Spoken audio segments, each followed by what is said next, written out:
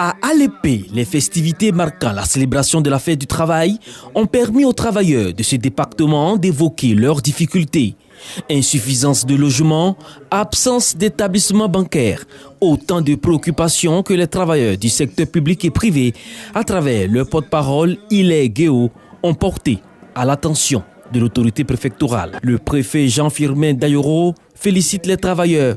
Il invite par ailleurs ces derniers à la responsabilité pour une administration de qualité. Un défilé des travailleurs et des acteurs du secteur privé a mis fin à ces festivités.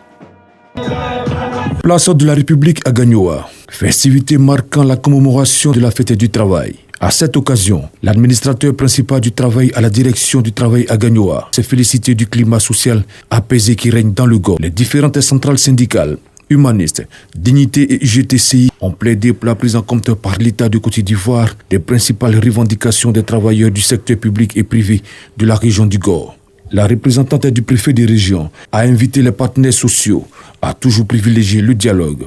Déjà tôt le matin, un défilé pédestre des centrales syndicales, des syndicats de santé, de l'agriculture, des établissements professionnels, ainsi que des défilés motorisés des collectivités locales, des opérateurs économiques, mais aussi les différentes compagnies de transport, ont tenu en haleine une demi-heure durant les autorités et la population. Pour commémorer le 1er mai, les organisations syndicales et les entreprises opérant à Grand Bassam défilent jusqu'à la préfecture.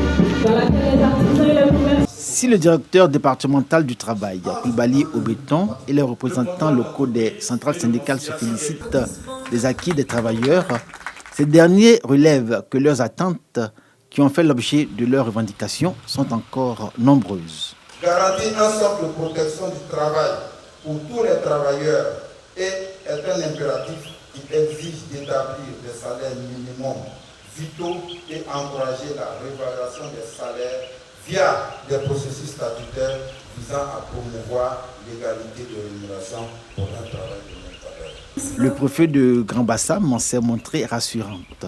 Nassou Sidibé invite les travailleurs à toujours faire confiance au gouvernement et à privilégier le dialogue. J'ai suivi avec beaucoup d'intérêt vos allocutions, avec à la clé de nombreuses doléances que je promets transmettre fidèlement au gouvernement. Je forme donc le vœu d'une saine collaboration sur les lieux de travail et d'un engagement des partenaires sociaux à concilier les contradictions. Les travailleurs du Grand Bassam n'ont pas caché leur optimisme. Avec la trêve sociale en vigueur, ils ont foi en des lendemains meilleurs.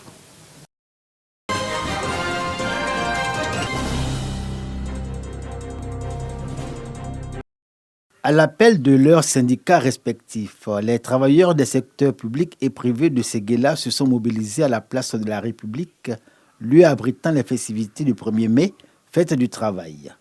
Un moment de rencontre et d'expression des travailleurs qui, en ce jour particulier, ont l'occasion de faire entendre leurs revendications et doléances relativement à leur situation professionnelle et sociale. En leur nom, les responsables syndicaux et ceux des fêtières ont tous décrié la cherté de la vie, l'insécurité grandissante dans la région du Ourodougou et l'absence de logement approprié pour les travailleurs.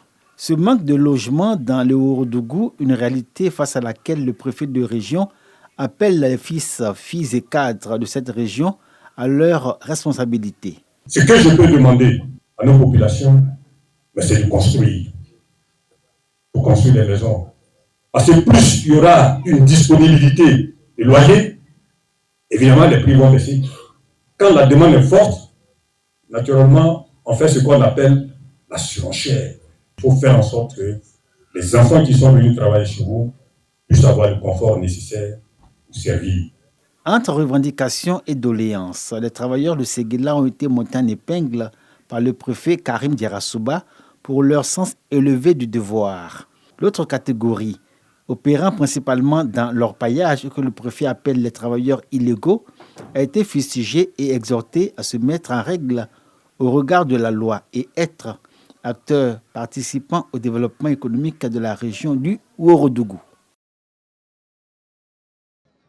Érigée en direction régionale du travail en 2017, la région du Hambol, avec ses 268 entreprises, est à sa 3e édition de la célébration du travail. Célébration dans la ville de Katiola avec FAST, voulu par les autorités locales.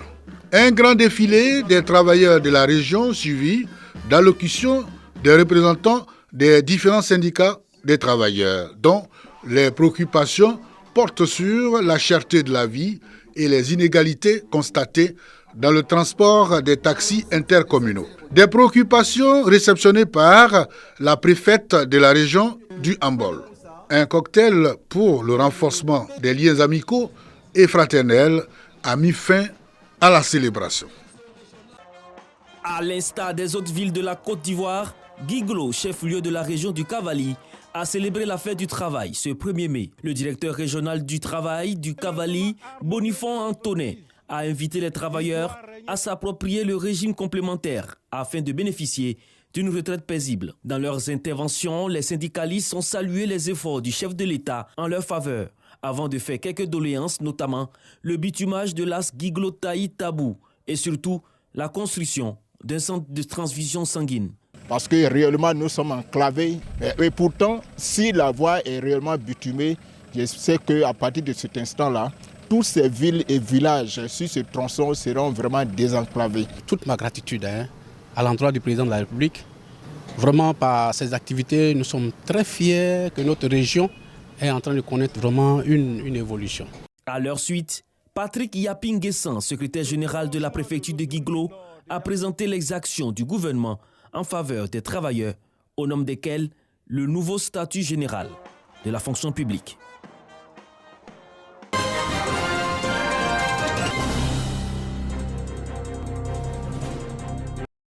Après 2 jours de réflexion sur la planification et la programmation du plan stratégique de développement du district autonome du Sassandra-Maraoué, place à la restitution. Des résultats satisfaisants au sortir d'une rencontre enrichissante. Après avoir fait un lancement dans le mois d'octobre, suivi d'une phase de collecte, restituer le diagnostic stratégique que nous avons élaboré et dégager les grands enjeux de développement qui vont permettre d'avoir les actions pour lesquelles le ministre pourra actionner pour impulser le développement tant attendu au niveau des 2 régions. Cet atelier était présidé par le préfet de région du Haut-Sassandra, représenté par le préfet d'Issia. Le ministre du district autonome du Sassandra-Maraoué, Mathieu Babo Daré, a salué l'implication de tous, non sans revenir sur l'importance de cette rencontre. Nous avons pour mission d'assurer le développement de notre district, donc de nos 2 régions, qui sont la Maraoué et le Haut-Sassandra. Et pour ça, il faut un fil conducteur. Et donc, il y a un certain nombre de documents que nous devons avoir sur nous, qui vont nous servir d'éléments pour pouvoir entreprendre le développement de ces régions-là. Ces travaux, tenus en 3 phases, ont permis de mettre en avant les priorités du district autonome du Sassandra-Maraoué en matière de développement.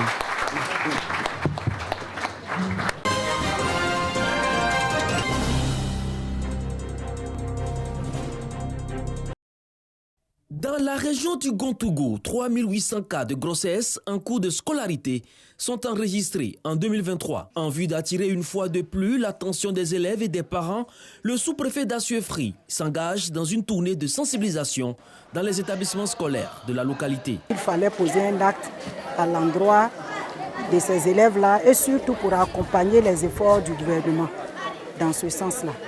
Pour la plupart, nous savons que le message est passé. C'est de maintenir le cap.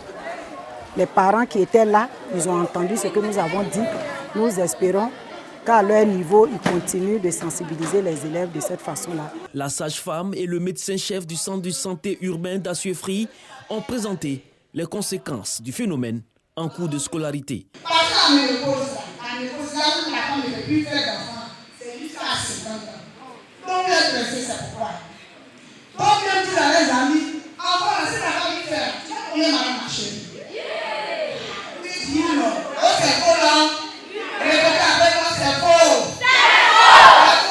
Cette campagne s'inscrit dans le cadre des activités du conseil de la sous-préfecture d'Assuefri.